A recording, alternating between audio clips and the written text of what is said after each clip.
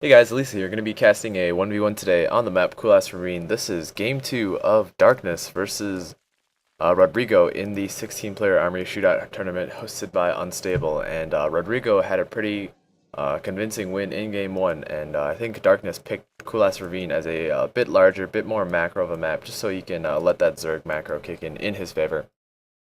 Immediately off the bat, though, Darkness says he is kind of drunk, so we're going to see how Rodrigo does decide to use this in his advantage.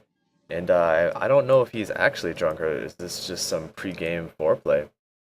Rodrigo saying Darkness makes for some lame games, and Darkness saying, replying with that he has a headache. But we see Rodrigo right now opting to put that really forward pylon, so probably going to put a gateway like last game, or going to do a Forge Fast Expand to secure that expansion early, as this just makes 15 pool 16 hatch null and void when Protoss can get their nexus up as quickly, or even as quickly as the Zerg player right now. And Rodrigo opting to put that gateway first, so gonna do some early Zealot harassment. And I really like the forward positioning of that gateway, as it just allows Zealots to get to the Zerg base that much quicker, and it just allows for a more aggressive game, as it really does shorten the distance between the Protoss player and the Zerg player. And one of Protoss's weaknesses is that their units just move too slowly in comparison to Zerg players, and especially when the Zerg player has a creep highway spread around right now. Looks like Darkness right now gonna do some hatch before pool. So gonna be putting down that hatch right about now, and then just cancel it for some reason. There we go. There's a pool going down, and he should be putting down his pool pretty soon, right when he reaches 200. So nothing too spectacular in Darkness' side. Rodrigo getting a second pylon there, so probably going to put another building here and going to let his choke be the space between his gateway and his second building. He should be putting down that nexus soon after he chrono boosts a few zealots out, just to make sure Darkness doesn't get up in a hatchery as soon as possible. And what I've seen a lot of Protoss players do is they like to collect a few zealots before. And there are some benefits of collecting, and there are some benefits of streaming zealots to straight to the enemy's base. And the benefits of collecting is that it makes it harder for Zerglings to get a full surround. But also, if you can stream zealots as soon as they produce to the enemy's base, then it is unlikely that they will have a lot of Zerglings to begin with, and a military unit that's not attacking is kind of worthless. So right now, Rodrigo going to be moving out two Darknesses natural. I think he does suspect that Darkness does have a hatchery building, and he is going to be attacking this hatchery right before it is done finished. So going to get some extra damage in, and that hatchery does finish. Darkness right now going to be making Zerglings frantically, and he is actually putting down two Spinecrawlers at his base. So if Rodrigo did decide to actually move into his base, he would literally be opposed by only Spinecrawlers that are halfway built. So anyway, though, Rodrigo going to be attacking that hatchery, going to go for a safer bet. Just because if those spine crawlers do finish it, it'll make it harder for Rodrigo to actually kill this expo by Darkness. And right now, it looks like Darkness does have quite a few Zerglings, but Rodrigo has a far superior number in Zealots. And by far superior number, I mean cost-wise. You really need almost 6 times more Zerglings than Zealots just to take care of them. And the odd thing about Zealots is, I might have talked about this before, but the Zergling versus Zealot dynamic is basically just because of the level of surface area Zerglings get on Zealots, it is actually just like it's either all the Zerglings die or all the Zealots die, just because the level of surface area on those Zealots will be roughly equal. So if you're gonna go mass Zergling against mass Zealot, it's really difficult to balance the correct number of Zerglings. But anyway, Darkness doing a little bit of run by. He knows he can't take on the level of zealots, or the number of zealots that Rodrigo did have at his natural, so he's just going to do the next best thing. Going to go for some probes, and Rodrigo does some beautiful mineral walking right there, making sure to lose actually no probes against Darkness, and Darkness actually rallied a few more Zerglings to Rodrigo's natural right now, so his zealots are split between which side to attack, and Darkness managing to pick off a few probes, but not that much. And Rodrigo actually is able to clean this up fairly well.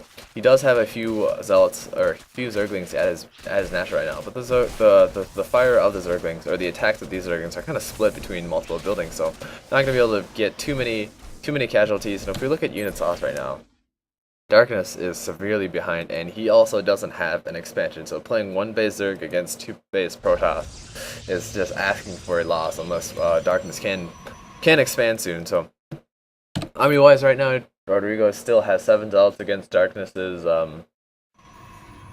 I don't know how many Zerglings that is, but half the amount of minerals in Zerglings. And looks like Rodrigo is in a pretty good position right now. He is putting down a few photon cannons, so not going to allow any more of those run-bys. And the only way that Darkness could do a run-by, actually, is to just go behind the mineral line, which is fairly a long way, especially with those number of zealots. And those cannons just attacking you the entire time. Right now, though, Darkness looks like he is going to be trying to destroy those destructible rocks. The only fate of the destructible rocks is to be destroyed, and looks like Rodrigo is pushing out with a fairly large zealot force. 7 zealots right now. Two Darknesses. Darkness only has actually two spine crawlers and a third one just being put down after seeing those zealots by the Overlord. So he doesn't have a lot of defense, but these spine crawlers should be able to take care of Rodrigo's zealots, and he actually has expanded to the gold in the 3 o'clock position during this entire thing, and I don't believe that Rodrigo has scouted the side. Nope, Rodrigo definitely has not scouted the side, so he still believes that Darkness is playing 1-base Zerg, which is extremely weak, as I have mentioned. And the only saving grace of 1-base Zerg is if you can surprise the enemy with mutas, as you cannot support the level of Hydras. You need to be efficient on 1-base Zerg. Anyway, though, this looks like this set of destructible rocks will be able to be taken down by these Zerglings. Zerglings only do 2 or 3 damage to destructible rocks, so it does take Zerglings an extremely long time to actually destroy any destructible rocks right now. And Darkness is in a hefty Harvester disadvantage right now, 24 to 39, and 39 Harvesters for Protoss is just a huge lead. Especially when Darkness does not even have his expansion mining right now.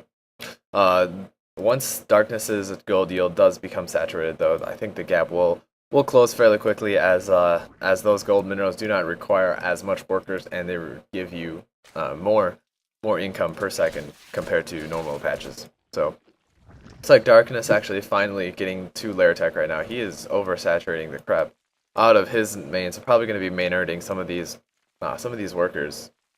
Maybe not actually.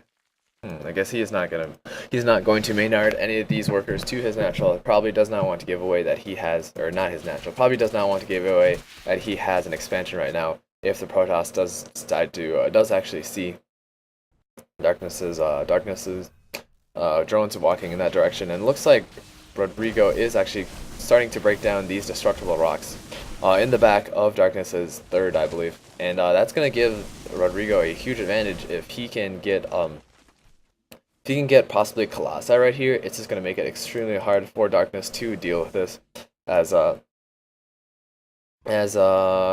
crap, never mind. Darkness actually has Darkness actually did a little bit of a Zergling run by. Gonna start attacking these warp gates, but Zerglings just do so little damage, especially in that low number, that they aren't going to be able to do much except take care of that one single stalker. And right now we have Rodrigo's entire army moving back and more zealots being warped in, and it does not look like these Zerglings will be able to do much, if anything, right now. Units lost. Darkness has a huge amount of units lost compared to Rodrigo.